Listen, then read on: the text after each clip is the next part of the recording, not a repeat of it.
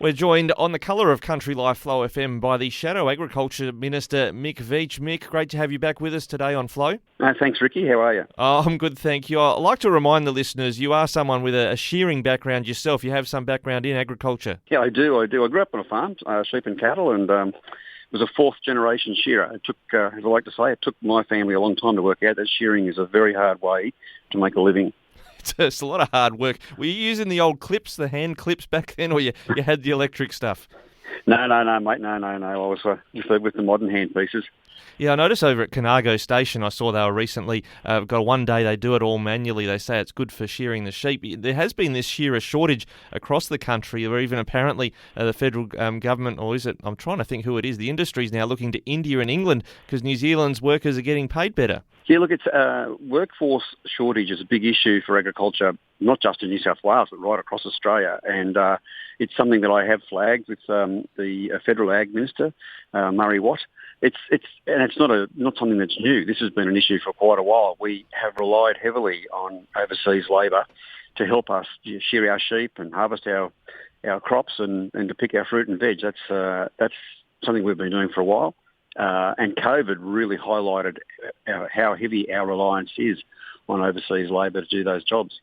Yeah, absolutely, and it's one of the many topics facing the agriculture sector, including repairing some of the roads we need for harvest and the like. But one of the ones that's been highlighted by the New South Wales Farmers Association over the last week is these protests by farmers up at Gunnedah trying to prevent fracking occurring on their farming land. And they say an agriculture commissioner would have stopped all of this happening if they were truly independent. Yeah, look, and I tend to agree with the New South Wales farmers. We announced back in July last year that we would, in government, create an independent statutory body for an agriculture commissioner.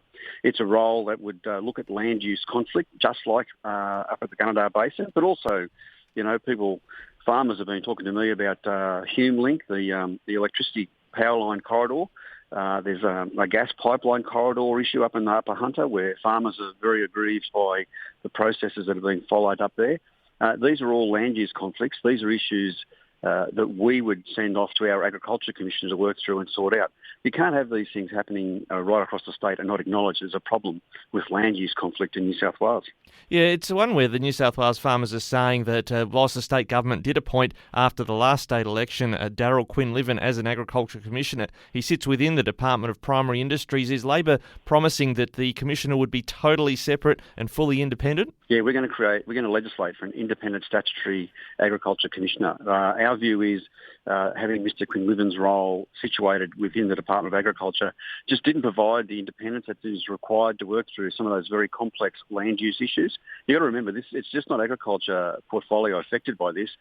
It's planning, it's local government, and a lot of other cases, environment. So it's a complex arrangement, a complex issue that needs someone independent to work their way through it. And we promised, and we will do in government, legislate an independent statutory agriculture commissioner. Now, it is also a tricky topic given you've got your Labor colleague Jim Chalmers talking federally about the clean energy transition. You've mentioned HumeLink. There's the transmission line the South Australians are sending through the Riverina and a major solar project in Wagga. The New South Wales Farmers President Xavier Martin told us he's concerned that there's virtually no regulation, not just on the transmission lines like HumeLink, but also on solar and wind farms. Is that where you'd see this Ag Commissioner having a say? Yeah, absolutely, Ricky. I think an independent agriculture commissioner, it will become quite a valuable role in government for us because we can ask this position, whoever the position holder will be, to go away and work with those communities, like the Mate Scully situation at near Wagga, for instance, or the HumeLink issue. We can ask the agriculture commissioner to go away, work with those individuals, all stakeholders, to find a way through that land use conflict. And also, I'd be hoping that the Agriculture Commissioner would be making recommendations to government about better ways of regulating or legislating how these projects proceed.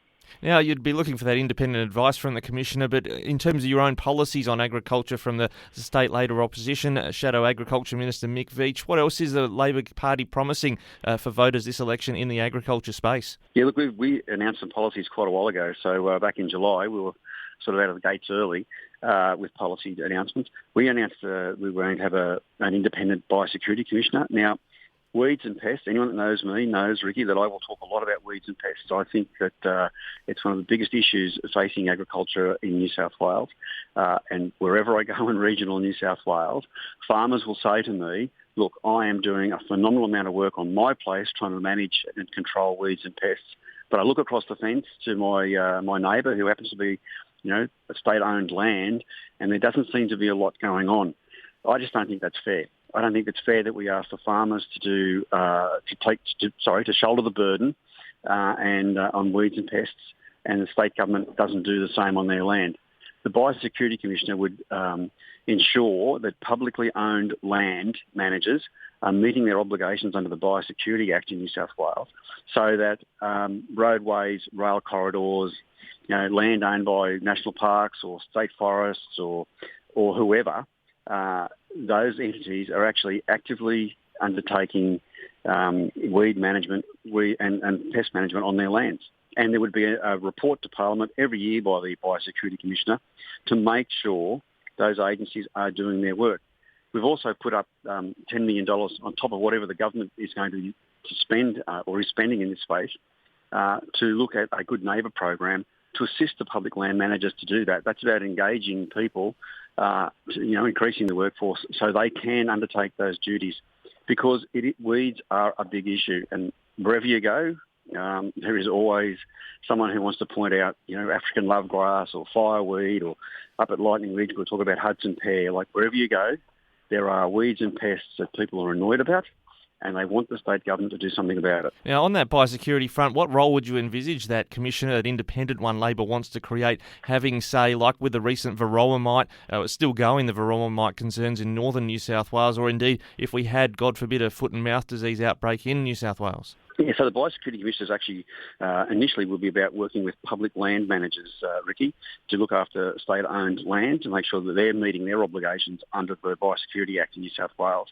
The varroa mite, or as you say, heaven forbid, if we have foot and mouth disease, I've been a big supporter of the biosecurity officers in Department of Primary Industries. They do a phenomenal job.